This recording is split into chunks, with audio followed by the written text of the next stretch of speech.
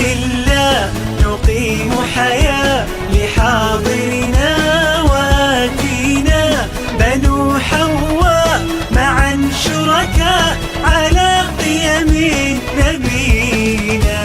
Assalamualaikum warahmatullahi wabarakatuh. Perkenalkan, saya Rita Angrayani, NIM D1A020045, kelas B Agroekoteknologi Fakultas Pertanian Universitas Jambi. Pada kesempatan kali ini, saya akan menjelaskan mengenai sholat.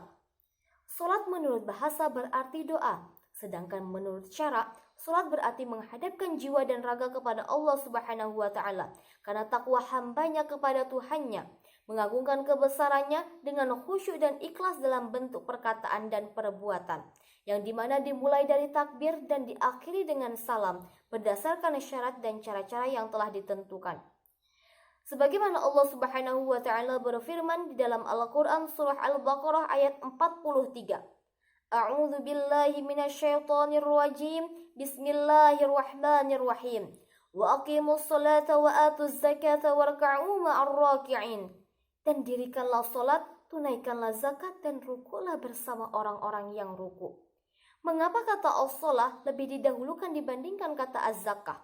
Karena salat merupakan tiangnya agama Islam. Sebagaimana Nabi Muhammad SAW bersabda, Rasul amril Islam wa amuduhu shalah. Inti pokok segala perkara adalah Islam, dan tiang penopangnya adalah salat. Hadis riwayat At-Tirmizi nomor 2616 dan Ibnu Majah nomor 3973. Adapun mengenai syarat wajib salat, yang pertama, beragama Islam. Kedua, berakal. Ketiga, telah sampai dakwah Islam kepadanya. Keempat, suci dari haid dan nifas. Kelima, balik. Dan yang keenam, ada pendengaran. Adapun syarat sah salat, yang pertama, suci dari dua hadas, yaitu hadas besar dan hadas kecil. Kedua, bersih badan, pakaian dan tempatnya dari najis. Ketiga, menutup aurat. Untuk aurat laki-laki dimulai dari pusat sampai dengan lutut, sedangkan untuk aurat perempuan yaitu seluruh anggota tubuh kecuali wajah dan kedua telapak tangannya. Yang keempat, masuknya waktu sholat. Yang kelima, menghadap kiblat. Selanjutnya yaitu rukun sholat. Rukun sholat ada 13. Pertama, niat. Niat di sini maksudnya adalah menyengaja dalam hati untuk melakukan sholat. Kedua, berdiri bagi yang mampu. Apabila ada seseorang tidak mampu berdiri untuk mengerjakan sholat, maka boleh mengerjakannya dalam posisi duduk. Dan apabila tidak mampu juga, maka boleh mengerjakannya dalam posisi berbaring. Ketiga, yaitu takbiratul ihram dengan membaca Allahu Akbar, yang artinya Allah Maha Besar. Sebagaimana Nabi Muhammad SAW bersabda, Miftahus sholati tuhur, kunci sholat ialah bersuci. Wa tahrimu hatta kabir, pembukaannya adalah membaca takbir. Wa tahlilu hatta taslim, dan penutupnya adalah memberi salam. Keempat, membaca surah Al-Fatihah. Nabi Muhammad SAW bersabda, La tujzi'u sholah, la yuqra'u fiha bi fatihatil kitab. Salat tidak cukup sah apabila tidak dibacakan padanya surah Al-Fatihah. Yang kelima, rukuk dengan tumakninah. Maksudnya di sini adalah membungkukkan badan sehingga punggung dengan leher sejajar dengan kedua telapak tangan memegang lutut. Tumakninah di sini maksudnya adalah berhenti sejenak. Yang keenam, iktidal dengan tumakninah. Maksudnya adalah bangkit dari posisi rukuk kemudian berdiri dalam posisi tegak. Yang ketujuh, sujud 2 kali dengan tumakninah. Maksudnya adalah meletakkan kedua lutut, kedua telapak tangan, kening dan hidung di atas sajadah. Adapun anggota-anggota sujud yaitu wajah, kedua telapak tangan, kedua lutut dan kedua telapak kaki. Kemudian yang kedelapan yaitu duduk antara dua sujud dengan tumakninah. Maksudnya di sini adalah bangkit dari posisi sujud yang pertama untuk duduk sebentar sementara menunggu sujud yang kedua. Yang kesembilan, duduk untuk tasyahud akhir. Yang ke-10, membaca tasyahud akhir, di mana membaca tasyahud akhir di waktu duduk untuk rakaat yang terakhir. Yang ke-11, membaca sholawat Nabi. Setelah membaca tasyahud akhir, dilanjutkan dengan membaca sholawat atas Nabi dan keluarganya. Yang ke-12, mengucapkan salam. Setelah membaca tasyahud akhir dan salawat atas Nabi, dilanjutkan dengan mengucapkan salam yang pertama, yang mana hukum mengucapkan salam yang pertama ini adalah wajib. Yang ke-13, tertib berurutan. Selanjutnya yaitu tata cara mengerjakan sholat subuh. Sini saya hanya menjelaskan 1 rakaat saja, karena rakaat pertama dan rakaat kedua itu hampir sama, yang membedakan nanti di rakaat kedua setelah i'tidal akan dibacakan doa kunut. Baiklah, yang pertama yaitu membaca niat. Adapun niat sholat subuh, Bismillahirrahmanirrahim. Usalli fardhu subhi rak'ataini mustaqbilal qiblati adaan lillahi ta'ala. Itu niat untuk sholat jika kita sholatnya sendiri, yang mana artinya sengaja aku sholat subuh 2 rakaat menghadap kiblat karena Allah Ta'ala. Kemudian apabila kita mengerjakannya secara bersama-sama, jika kita sebagai makmum, maka niatnya Usalli fardhu subhi rak'ataini mustaqbilal qiblati ma'muman lillahi ta'ala. Sengaja aku sholat subuh 2 rakaat menghadap kiblat menjadi makmum karena Allah Ta'ala. Apabila kita menjadi imam, Usalli fardhu subhi rak'ataini mustaqbilal qiblati imaman lillahi ta'ala. Yang mana artinya sengaja aku sholat subuh 2 rakaat menghadap kiblat menjadi imam karena Allah Subhanahu wa Ta'ala. Kemudian setelah itu dilanjutkan dengan takbiratul ihram dengan mengangkat kedua tangan, jari-jari tertutup rapat dan mengangkat tangan itu sejajar dengan telinga. Allahu Akbar. Kemudian setelah itu membaca doa iftitah.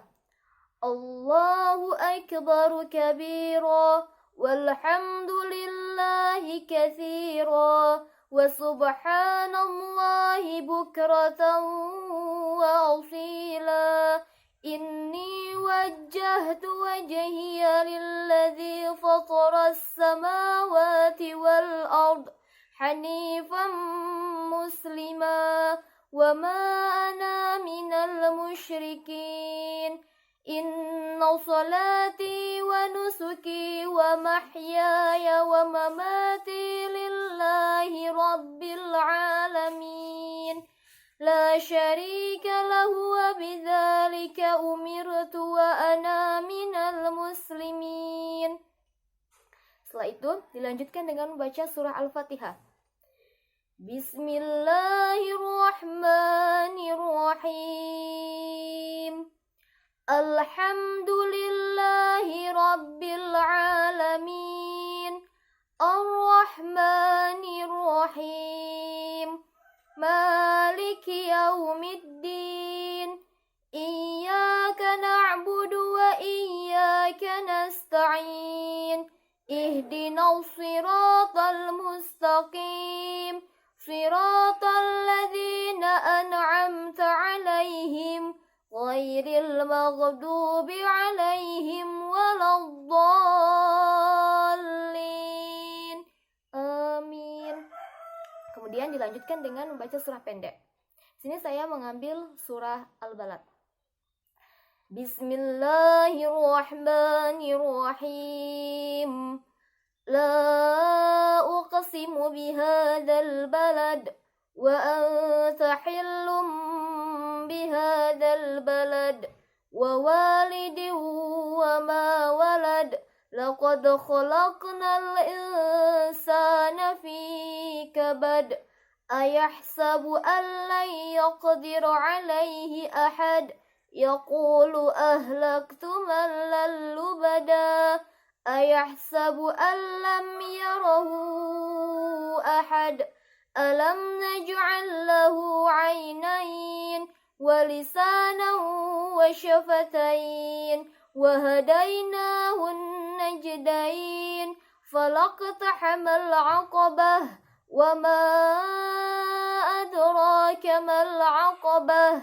Fakku raqabah aw it'amu fi yawmin dhi masghabah yatiman dha maqrabah aw miskinan dha matrabah thumma kana minal ladzina amanu wa tawasaw bis sabri wa tawasaw bil marhamah.